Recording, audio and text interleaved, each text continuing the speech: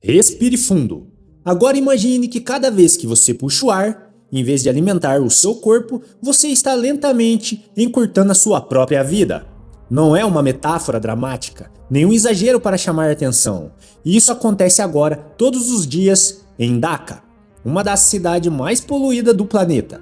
O som constante de buzinas, motores e multidões preenche cada espaço da cidade, criando um ruído contínuo que nunca desaparece.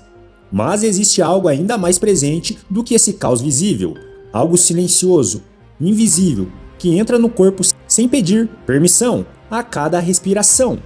Dhaka é uma cidade que não para. Mais de 20 milhões de pessoas vivem comprimidas em um espaço que cresceu rápido demais e sem planejamento suficiente. Fala galera, seja muito bem-vindo ao canal Esbanjando Potência. Eu sou Anderson Silva e hoje vocês vão conhecer o país mais poluído do mundo. É isso mesmo, Bangladesh. Mas antes de começar o vídeo, peço para vocês que se inscrevam no canal e dê o joinha para fortalecer a gente. Sem enrolação e bora pro vídeo. Ruas estão sempre cheias, ônibus seguem lotados até o limite. Motos se espremem entre carros, vendedores ambulantes disputam espaços nas calçadas. Tudo acontece ao mesmo tempo, como um organismo vivo em constante movimento. A poeira sobe do chão, misturada com fumaça, criando uma camada densa que cobre tudo. Ainda assim, a vida continua. Pessoas trabalham, criam filhos e fazem planos. Mas existe um detalhe cruel nessa rotina. O próprio ar que sustenta a vida ali é também uma ameaça constante. A qualidade do ar, frequentemente, ultrapassa níveis considerados perigosos demais. O principal problema está nas partículas conhecidas como PM2.5, tão pequenas que conseguem atravessar as defesas naturais do corpo humano, penetrar profundamente nos pulmões e alcançar as correntes sanguíneas. Não é apenas poeira comum, mas uma combinação de fuligem, metais pesados e compostos químicos. Ao longo do tempo, essas partículas aumentam drasticamente os riscos de doenças graves, câncer de pulmão, problemas cardíacos, AVCs e doenças respiratórias deixam de ser exceções e passam a fazer parte da realidade cotidiana. O mais impressionante não é apenas o nível de poluição, mas o fato de que a vida segue normalmente. Pessoas saem para trabalhar, crianças brincam nas ruas, vendedores montam suas barracas, e tudo isso enquanto respiram um ar que muitas vezes ultrapassa e várias vezes o limite considerado seguro. Não existe pausa e não existe alternativa simples. Para milhões de pessoas, parar não é uma opção. A poluição não vem em uma única fonte, ela é resultado de um sistema inteiro sob pressão extrema. Nos arredores da cidade, centenas de fornos de tijolos operam continuamente, queimando carvão e liberando densas nuvens de fumaças. Dentro da cidade, o trânsito é intenso, com veículos antigos e mal conservados. Contribui diariamente para a emissão de gases tóxicos. A indústria textil, essencial para a economia, também libera poluentes no ar e nos rios. E quando o lixo não tem destino adequado, ele é queimado, transformado em resíduos sólidos em fumaça invisível que se espalha por toda a cidade. O impacto vai além do ar. O Buriganga River, que um dia foi essencial para a cidade, hoje representa o colapso ambiental. Suas águas escuras carregam esgoto, resíduos industriais e produtos químicos. Em alguns pontos, a superfície parece mais óleo do que água. A vida aquática praticamente desapareceu, mas comunidades continuam vivendo às margens desse rio, dependendo dele de alguma forma. A contaminação não é apenas visível, ela faz parte do cotidiano. Entre todos, as crianças são os mais vulneráveis. Seus pulmões ainda estão em desenvolvimento, seus corpos são mais sensíveis e a exposição constante aumenta o risco de doenças desde cedo. Infecções respiratórias, asmas e bronquite tornam-se comuns em uma idade em que deveria apenas explorar o mundo. Para muitas delas, o impacto da poluição não é algo distante, mas algo que já define suas vidas. Mas para compreender completamente essa realidade, é preciso ir além dos números e observar a rotina. O dia em Dhaka começa cedo. Muitas vezes antes do sol nascer, completamente, o ar da manhã já carrega uma névoa pesada, resultado da poluição acumulada durante a noite. Ao longo do dia, o movimento cresce, e com ele, a concentração de poluentes, o calor intensifica a sensação de sufocamento, tornando cada respiração mais difícil. Ainda assim, tudo continua. Para muitos trabalhadores, a exposição é constante e inevitável. Motoristas de requicha passam um dia pedalando em meia fumaça dos veículos. Vendedores ambulantes permanecem horas nas ruas. Operários trabalham em ambientes onde a poluição é ainda mais intensa. Máscaras simples raramente oferecem proteção suficiente contra partículas tão pequenas. Com o tempo, o impacto se acumula de forma silenciosa, afetando o corpo sem aviso imediato. Nos hospitais, os efeitos aparecem de forma clara. Crianças com dificuldades respiratórias, idosos com problemas pulmonares, adultos enfrentando doenças crônicas. O sistema de saúde não lida não apenas com doenças, mas com as consequências de um ambiente que constantemente desafia os limites do corpo humano. Enquanto tratamentos acontecem dentro das paredes dos hospitais, a causa permanece do lado de fora e no ar. Em dias mais críticos, a poluição se torna visível. Prédios desaparecem atrás de uma camada cinza. O céu perde a sua cor e o sol surge como um disco opaco. A cidade inteira parece envolvida por uma névoa constante. A geografia e o clima contribuem para isso, prendendo os poluentes próximos ao solo, especialmente em determinadas épocas do ano. O resultado é um acúmulo que torna a situação ainda mais grave. Nos fornos de tijolos, a realidade é extrema. Trabalhadores lidam com calor intenso e fumaça constante, muitas vezes sem proteção adequada. Muitos migraram para a cidade em busca de oportunidades, mas acabam presos em condições que colocam sua saúde em risco diário.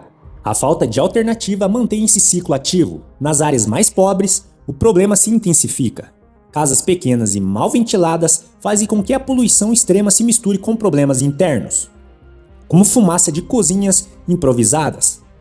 O resultado é uma exposição constante, dentro e fora de casa. Ainda assim, a vida continua, marcada por resiliência. O escoamento do sangue.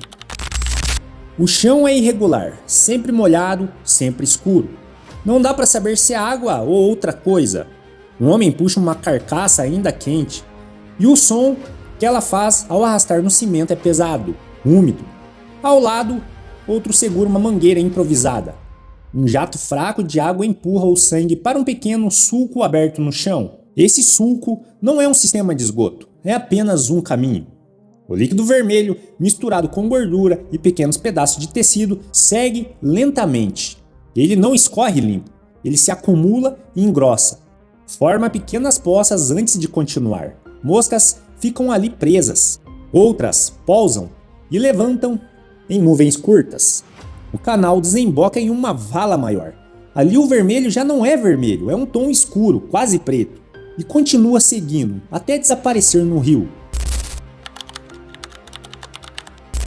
Os homens entram descalços em tanques rasos. A água ali não parece água. É espessa, opaca, com uma cor artificial que muda dependendo do tanque. Em um é azul forte, no outro verde ácido, em outro um cinza leitoso. As peles chegam ainda com restos orgânicos, são mergulhadas, puxadas, dobradas, pisadas. Um trabalhador segura uma pele e torce. O líquido escorre como tinta velha, pingando de volta no tanque. As mãos deles não têm uma cor só. São manchadas, queimadas em alguns pontos.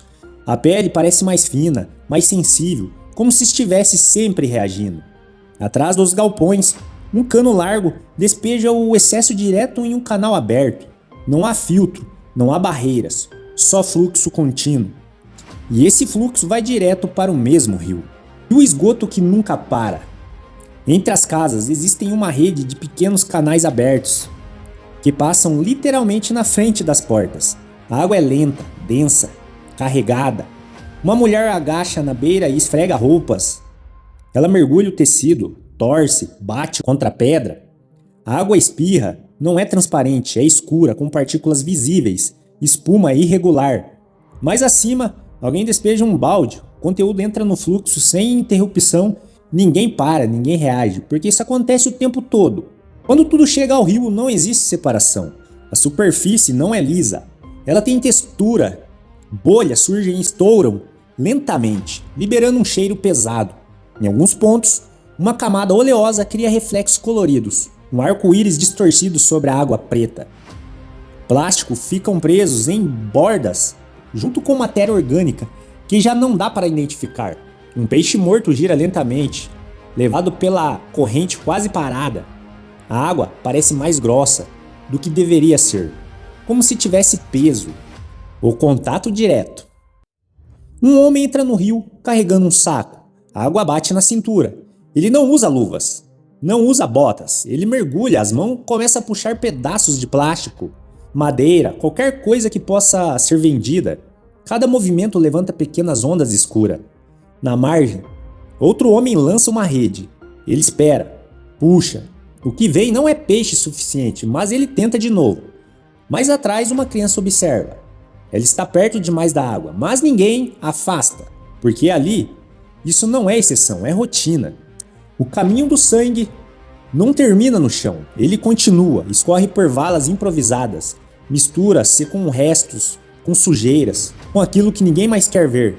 E quando finalmente chega ao rio, já não existe mais separação entre o que é humano, animal ou industrial.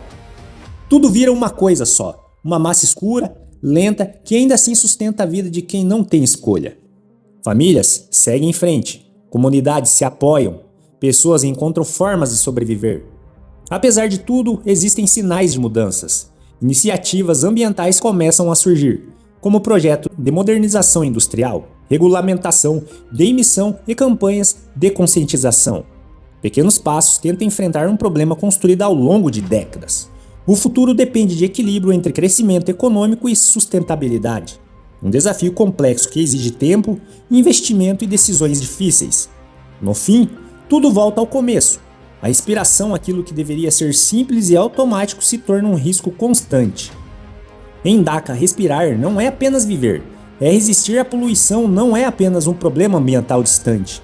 É uma presença silenciosa, constante e inevitável, que acompanha cada passo, cada escolha e cada instante. Enquanto o mundo observa números gráficos, milhões de pessoas continuam fazendo algo que deveria ser básico, mas ali se torna um desafio diário, apenas respirar. Rapaz do céu, que país maluco é esse? Que país sujo, hein? Senhor amado, imagine só, você não fuma e só de viver nesse país, só de respirar o ar que tem lá. É como se você fumasse uma carteira de cigarro por dia. O quê? Você tá maluco? Imagine você acordar todos os dias, sentir aquele gosto de metal na boca, gosto ruim. É sinal que é pesado mesmo, hein? O pessoal local que já é de lá, pra eles é normal. Mas relatos das pessoas que vão conhecer o país diz que é mais ou menos isso que eu mencionei agora.